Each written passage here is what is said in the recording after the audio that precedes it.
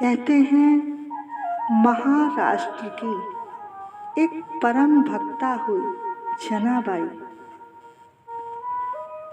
देखो, प्रत्येक कथा का एक ही निचोड़ है, भगवान का नाम। देखो, उनका नाम लिए बिना भक्ति हो ही नहीं सकती। कहते हैं जनाबाई जिस समय 8 वर्ष की थी, अपने माता पिता के साथ पंढरपुर आई हुई थी।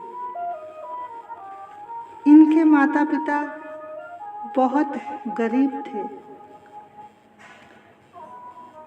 कुछ दिनों बाद ये पंढरपुर अपने माता पिता के साथ भगवान के दर्शन करने को आई। वहीं रहते रहते ही इनके माता पिता का शरीर कुछ समय बाद छूट गया। इन्हें बचपन से ही विट्ठल भगवान से प्रेम था। उस समय में नामदेव जी भी वहीं पर रहा करते थे, पंढरपुर में। अब इनके मन में एक बात आ गई थी कि मेरा ये जीवन प्रभु के लिए है, तो अपने जीवन को प्रभु को समर्पित करने के लिए मुझे उनके किसी भक्त की शरण में जाना होगा।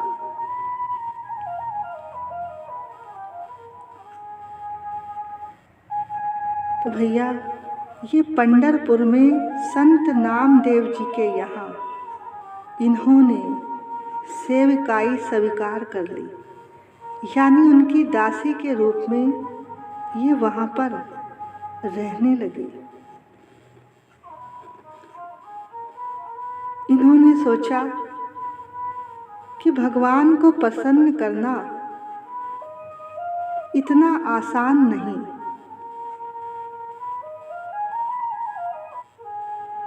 उनके किसी भक्त की दास बनके अगर सेवा करूंगी तो प्रभु जल्दी प्रसन्न हो जाएंगे। जनाबाई जी नामदेव जी की दासी के रूप में प्रसिद्ध हुई। महाराष्ट्र में इनका नाम बड़े आदर से लिया जाता है, नामदेव जी के प्रभाव से। जब ये नामदेव जी के यहाँ रहने लगी, वहाँ रहकर सेवा करती, तो उनको देखकर उनके संग से इनका इतना नाम जप बढ़ गया, बढ़ गया। इन्होंने हर वक्त विट्ठल विट्ठल कहना शुरू कर दिया। ये बहुत ही सीधी थी और भगवान को भी सरल हृदय वाले ही अच्छे लगते हैं। इनके हृदय में सदा ही एक बात थी कि प्रभु की प्राप्ति के लिए उनका कोई भक्त प्रसन्न हो जाए, कोई भक्त मुझे अपना कह दे। देखो, भगवान भी उसी जीव को स्वीकार करते हैं जो उनके प्रेम में डूबे किसी भक्त की शरण में जाता है। अब ये नामदेव जी के यहाँ सारा कार्य घर का करने लगी। नामदेव जी निरंतर प्रभु नाम में डूबे रहते।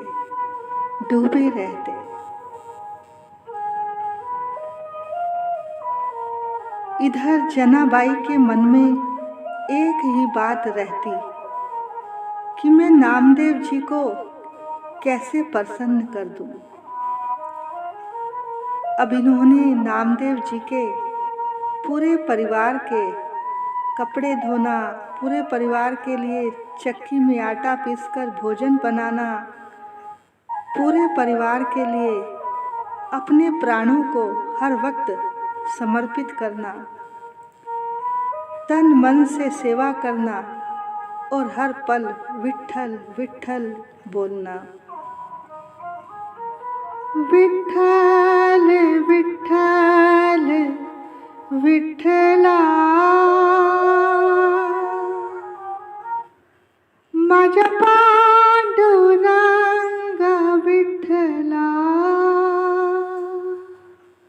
विठ्ठल विठ्ठल विठ्ठला, माझा पांडुरंगा विठ्ठला,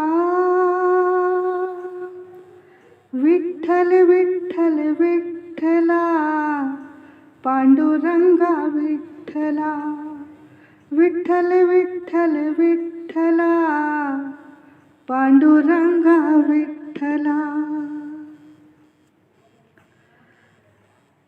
अब कभी ये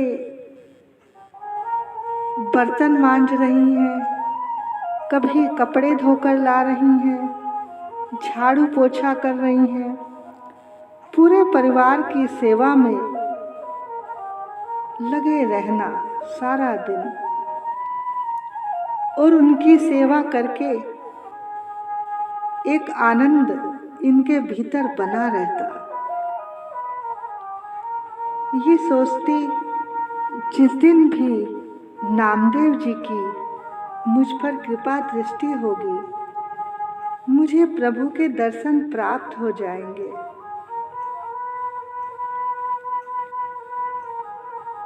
अब नामदेव जी की सेवा के प्रभाव से निरंतर नाम जप चलने लगा। भजन न होवे संग बिना। देखो नामदेव जी का इन्हें संग मिला, तो जो भी नामदेव जी करते थे कीर्तन और जाप, वही जनाबाई भी करने लगी। नाम जाप करते करते अब तो कभी जैसे वो काम करती तो विट्ठल कहते ही आँखों से अश्रुधारा बहने लगती। अब तो प्रभु के लिए व्याकुलता बढ़ने लगी।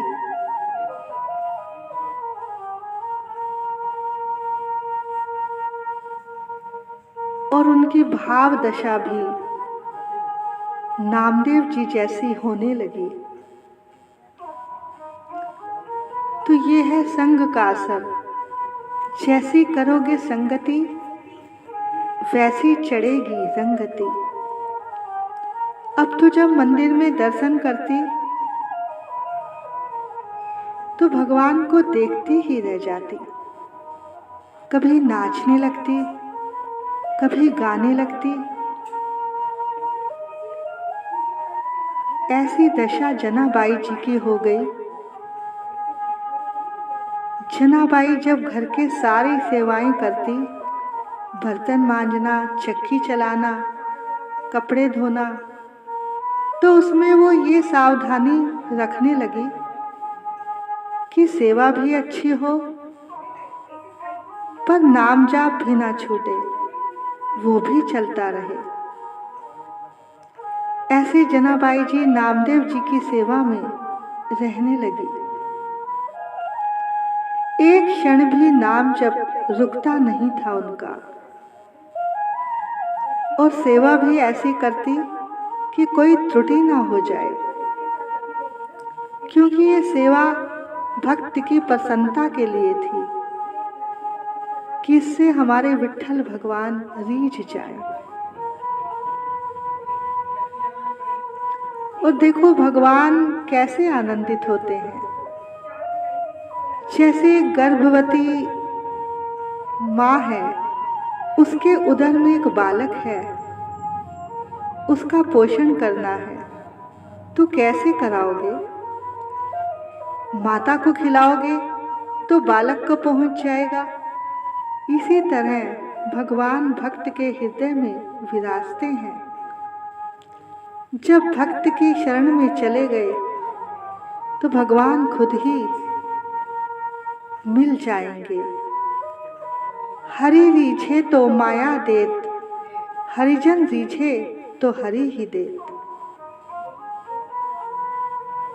देखो, भगवान के पास जाओगे, संपत्ति मांगोगे, धन वस्तुएं मांगोगे तो वो देकर विदा कर देंगे और ऐसे ही कितनी योनियों में भटकते रहोगे।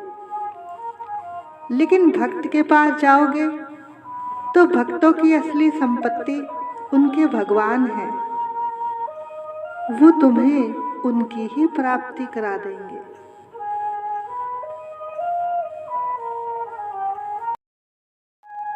देखो, जो भाव बड़े बड़े तपस्वियों को, संतों को प्राप्त नहीं होता, वो नामदेव जी की सेवा और भगवान के नाम जाप से जनाबाई जी को मिल रहा है। वो नाम जपती हैं तो कभी कभी एकदम व्याकुल हो जाती है। हा विठ्ठल, हा विठ्ठल ऐसे पुकारती हैं। देखो, जो सारा प्रभु से जुड़ जाता है उसकी ऐसी स्थिति हो ही जाती है। लेकिन जो आधा प्रभु का, आधा संसार का, उसके भीतर ऐसी व्याकुलता प्रभु के लिए नहीं आती। तभी तो कहा है, संसार में रहो, सारे फर्ज पूरे करो, पर प्रेम प्रभु से ही करो। तो भैया, आप घर में या व्यापार में, दुकान में, ऑफिस में, जो भी करो, जो भी अपने अपने कार्य करो, उसे ही भक्ति बना लो। ये ध्यान रहे, प्रभु का नाम भीतर चलता रहे। फिर एक दिन प्रभु का नाम अपने आप आपको गोविंद की प्राप्ति करा देगा। देखो, प्रभु का मिलना आसान है, पर उसके लिए व्याकुलता, तड़फ होनी बहुत मुश्किल है। अब एकादशी के दिन नामदेव जी के यहाँ बहुत से संत आते, कीर्तन होता, कोई ढोलक बजा रहा है, कोई मंजीरे बजा रहा है, कोई झांझ बजा रहा है, कोई मृदंग बजा रहा है। रात भर कीर्तन होता, रात भर,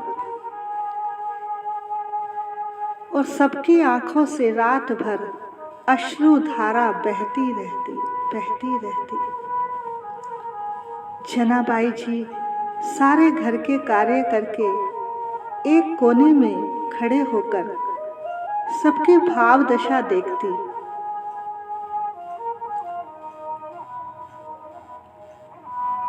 उसके हृदय में ये सब देखकर और व्याकुलता बढ़ जाती। वो इतनी आनंदित हो जाती कि उसे पता ही नहीं चलता कि ये रात कब बीत गई और कब सुबह हो गई। अब एक बार इसी तरह से जब सब भक्त लोग एकादशी वाले दिन रात को कीर्तन करने के बाद अगले दिन सुबह अपने अपने घर चले गए, तो ये इतना आनंदित हो गई, इतना आनंदित हो गई, इन्हें सुध-बुध ही नहीं रही। अचानक जब इन्हें होश आया तो इन्होंने देखा कि सूर्य देव दर्शन दे रहे हैं। अरे, ये आज क्या हुआ? मुझे आज पता ही नहीं चला कब सुबह हुई। अरे, ये तो हमसे आज त्रुटि हो गई। सबके लिए आटा गूंथना है, जल भरना है, कपड़े धोने हैं, ये सब कार्य, सब सेवाएं अकेले ही किया करती थी। वो ये नहीं कहती थी कि मुझे करना पड़ता है, वो बल्कि उत्साहित होकर प्रसन्न मुद्रा में सारे कार्य किया करती थी। अब सोचने लगी, सबसे पहले हम वस्त्र धो लेते हैं। अब वस्त्र लेकर वो धोने के लिए भागी और फिर सोचती है अभी तो बर्तन भी पड़े हुए हैं और जल भी भरना है, लेकिन नहीं, पहले मैं वस्त्र धो लेती हूँ। और वस्त्र लेकर जब ये चंद्रभागा नदी के पास पहुंची तो कई चिंताएं एक साथ इनको कि अभी तो सारे काम बाकी है, आज हम ये सारी सेवाएं कैसे कर पाएंगे। अभी ये ऐसा सोच ही रही थी कि तभी एक बुढ़िया वहां दिखाई दी। बोली, बेटा तू चिंता मत कर, ये कपड़े मैं धो दूंगी। ये नामदेव जी के परिवार के ही तो कपड़े हैं ना, ला ये मैं धो दूंगी, तू घर जाकर और काम कर ले। नहीं मैया, आप इतनी वृद्ध हो, मैं आपसे ये सब कैसे करवा सकती हूँ। तब उस बुढ़िया ने कहा, अरे बिटिया, मुझे सारा जीवन हो गया है, मैं सच्ची धुलाई सफाई करना जानती हूँ। जिसके वस्त्रों को हम एक बार धो देती हैं ना, वो दोबारा गंदे नहीं होते। और तुम्हारी अवस्था तो अभी नई है, मेरा सारा जीवन तो इसी धुलाई में बीता है। तब जनाबाई ने कहा, अरे नहीं ना, आपकी हमारी कोई जान पहचान भी नहीं है। तब उस वृद्धा ने कहा, अरे बिटिया तू चिंता मत कर, मैं तुझे जानती हूँ, जैसे कपड़े मैं धोऊंगी तू कभी नहीं धो पाएगी। अब जनाबाई सब कुछ छोड़कर उस बुढ़िया को वो कपड़े देकर घर की ओर भागी कि मुझे जाकर अभी सारी सेवाएं करनी है। तो जब वो घर के सारे काम करके नदी पर वापस आई तो देखा सारे कपड़े धुल चुके हैं और साफ सुथरे हैं। तो जनाबाई ने कहा, आपने हम पर इतना उपकार किया है, ऐसे तो कोई भी नहीं करता। लगता है आपको हमारे विट्ठल भगवान ने भेजा है। आप तो ईश्वर के समान ही हैं। पर इतना नहीं सोचा कि ये ही विट्ठल भगवान है। मैया ने कहा, मैं तो आपकी ही हूँ, तुम्हें चिंता करने की कोई बात नहीं है। और वो बुढ़िया मुस्कुराती हुई वहाँ से जाने लगी और कहती है कि जब कभी भी तुम्हें फिर से आवश्यकता हो तो मुझे याद कर लेना, मैं आपकी सेवा में उपस्थित हो जाऊंगी। जनाबाई जी भाव में डूब गई, क्योंकि उस वृद्धा की मुस्कुराहट ने उन्हें भीतर से थोड़ी देर के लिए भीतर के आनंद में डुबो दिया। जब उन्हें होश आया तो सोचा, मैंने तो ये पूछा ही नहीं कि तुम कहाँ रहती हो, क्या नाम है। जब आसपास दूर दूर तक जाकर देखा तो वो वृद्धा कहीं भी नहीं मिली। अब जनाबाई सोचने लगी, आखिर वो कौन थी। अब जनाबाई जब कपड़े लेकर घर पहुंची तो मन में उसी मुस्कुराहट का चिंतन चल रहा था। उसने वो सारी घटना नामदेव जी को सुनाई कि आज ऐसा ऐसा हुआ। तब नामदेव जी ने कहा, अरे जना, वो तो मेरे विट्ठल थे और दूसरा कोई नहीं था। वो तेरे को बड़भागनी बनाने आए थे। अरे इतना प्यार करते हैं वो तुझसे कि सब कपड़े धो दिए, और कपड़े तो हमारे ही थे। नामदेव जी को बड़ा संकोच हुआ कि मेरे आराध्य देव ने हमारे कपड़े धोए। उन्होंने कहा, जनाबाई तू तो बहुत बड़भागनी है जो तुझे दर्शन देने विट्ठल आए। जनाबाई कहती हैं, आए भी तो छलिया बनकर, रूप बदलकर। देखो, भगवान जब भी किसी के पास आते हैं तो वो किसी न किसी रूप में ही आते हैं, तो हर समय सावधान रहना चाहिए। पता नहीं कौन से रूप में वो मिलने आ जाए।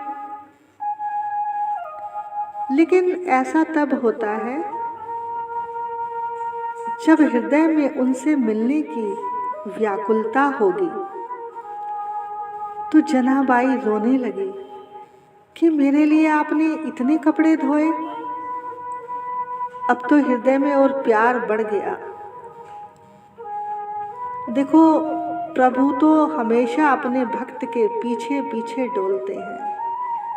जो उनका नाम लेता है, उनका भजन करता है, तो भगवान कहते हैं वो भक्त मेरे आगे आगे चलता है और मैं उसके पीछे पीछे चलता हूँ। मैं उसके सारे काम स्वयं करता हूँ। अब तो जनाबाई चक्की चलाती, आटा पीसती, तो प्रभु स्वयं आकर आटा पिसवा जाते। अब जनाबाई झाड़ू लगावे तो कूड़ा इकट्ठा हो जाए, तो विट्ठल भगवान टोकरी में कूड़ा भरकर उसको ले जाने लगते। अब तो साक्षात विट्ठल जी ही एक बालक के रूप में आने लगे। अब जनाबाई भोग के लिए चक्की में जब आटा पीसती तो वो कीर्तन करती, विट्ठल विट्ठल। जब वो ज्यादा भाव में डूब जाती तो चक्की रुक जाती, तो ठाकुर जी आकर सारा आटा पीसकर चले जाते ताकि जनाबाई की सेवा में कोई त्रुटि ना हो। तो सारी सेवाएं करते, जनाबाई के पीछे सारा दिन डोलते फिरते। देखो कैसी भक्ति की महिमा है। भक्त की भक्ति से कैसे प्रभु भक्त के अधीन हो जाते हैं। और बार बार जनाबाई से विट्ठल भगवान कहते, जना मैं तुम्हारा ऋणी हूँ, मैं ये ऋण कैसे उतारूंगा। तुम मेरा इतना नाम जपती हो, इतना नाम जपती हो, तुम मुझे बहुत प्रिय हो। तुम जैसे जैसे मेरा नाम जपती हो तो मुझे बुलाती हो, तो मुझे आना ही होता है तुम्हारे पास। और तुम साथ साथ मेरे भक्त नामदेव जी की सेवा भी करती हो।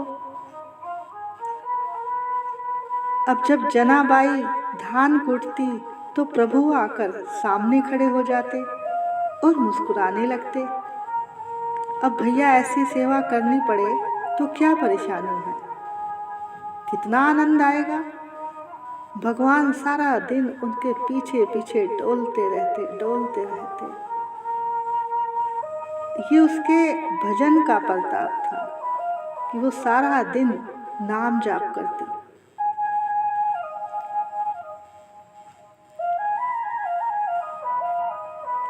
तब जनाबाई कहती हैं, विट्ठल मैंने अगर तुमको जाना है तो नामदेव जी की दासी बनकर ही जान पाई।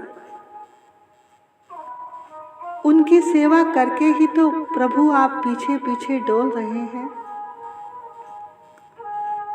अब भगवान ने एक लीला की। एक बार विठल भगवान के गले का हार मंदिर से चोरी हो गया। अब मंदिर में जनाबाई रोज जाया करती थी, तो ऐसी लीला हुई कि मंदिर के सब गोसाइयों को जनाबाई पर शंका हो गई कि इसने ही वो हार चुराया है। अब ये बात सब जगह फैल गई कि ये बंती तो बहुत बड़ी भक्त है, पर ठाकुर जी का हार ही चोरी कर लिया। अब जनाबाई जी को सभा में बुलाया गया, पूछा, क्या हार तुमने चुराया है? तो जनाबाई ने कहा, अरे ठाकुर तो मेरे प्राण धन है, मैं उनका हार क्यों लूंगी भला? वो तो मेरे ही हैं। लेकिन भक्त की भावना तो एक भक्त ही समझ सकता है। जनाबाई ने कहा, मैं शपथ खाती हूँ, मैंने ये हार नहीं चुराया। लेकिन किसी ने भी जनाबाई पर विश्वास नहीं किया। अब बात राजा तक पहुंची। अब राजा को ये निर्णय करना पड़ा कि इसे सूली पर चढ़ा दिया जाए। अब चंद्रभागा नदी के तट पर जनाबाई को सूली के लिए ले जाया गया। वहां सूली की व्यवस्था की गई। देखो, हर भक्त के जीवन में ऐसी परीक्षा होती है, क्योंकि जब प्रभु को भक्त का यश फैलाना होता है तो वो ऐसी लीला करते हैं। अब सूली पर चढ़ाने के लिए उनको बांधकर जब ले जाया गया तो जनाबाई ने दोनों हाथ ऊपर कर लिए, विठ्ठल विठ्ठल विठ्ठल कहने लगे और कहने लगी, मुझे आपसे कोई शिकायत नहीं, जैसी आपकी इच्छा। मुझे तो बल्कि प्रसन्नता है कि मेरा अब आपसे सदा के लिए मिलन हो जाएगा। अब वो जैसे जैसे पुकारती प्रभु को, विठ्ठल विठ्ठल, जैसे ही वो विठ्ठल कहती तो वो जो सूली थी वो पिघलने लगी। जनाबाई तो अपना नाम जाप कर रही थी कि शरीर छूटने वाला है तो नाम ले रही है, विठ्ठल विठ्ठल। लेकिन थोड़ी देर बाद देखा कि सूली सारी की सारी पिघल गई। उसके नाम जाप का इतना असर हुआ कि सारी सूली ही पिघल गई। सब लोग खड़े खड़े देखते रह गए और सबने जनाबाई से क्षमा मांगी। राजा ने भी उनको प्रणाम किया। देखो, यहाँ भगवान बताना चाहते हैं कि जो मेरा प्रिय भक्त है, जो मेरा नाम लेता है, उसे संसार का, प्रकृति का कोई भी प्रहार विचलित नहीं कर सकता और ना ही उसे कोई मृत्यु का डर रहता है। मृत्यु भी उसका कुछ नहीं बिगाड़ सकती। अब तो जनाबाई का नाम जाप में और निष्ठा बढ़ गई। अब तो जब जनाबाई कंडे थापती तो उसमें से विठ्ठल विठ्ठल की आवाज आती। देखो, जिस शरीर में आत्मा हो उसको कोई भक्त छू दे और वो नाम जाप करना शुरू कर दे तो ये तो माना जा सकता है क्योंकि उसमें आत्मा है। लेकिन जो निर्जीव है, जिसमें आत्मा ही नहीं, उस कंडे में से आवाज आ रही है क्योंकि उसे जनाबाई ने छुआ है।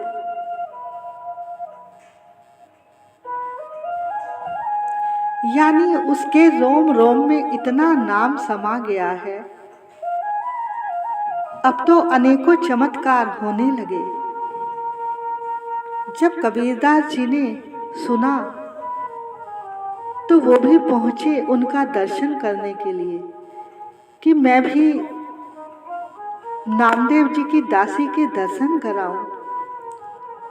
अब रास्ते में जब कबीरदास जी आ रहे थे तो सोच रहे थे कि जो नामदेव जी की दासी जनाबाई है, जो कितनी बड़ी भक्त है, उसका स्वभाव कितना अच्छा होगा, कितनी सीधी होगी। वो कुछ बोलती ही नहीं होगी, बस भजन करती होगी।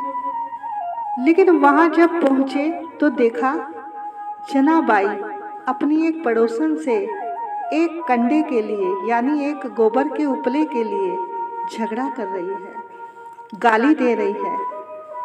कबीरदास जी बड़े हैरान हुए कि ये भक्त है जो एक उपले के लिए झगड़ा कर रही है। पता लगा कि ये कौन है, कि यही जनाबाई है। कबीरदास जी सोचने लगे, हम तो सोच रहे थे कोई सीधी सादी होगी। तो जब कबीरदास जी पास में गए कि भाई ये झगड़ा क्यों हो रहा है,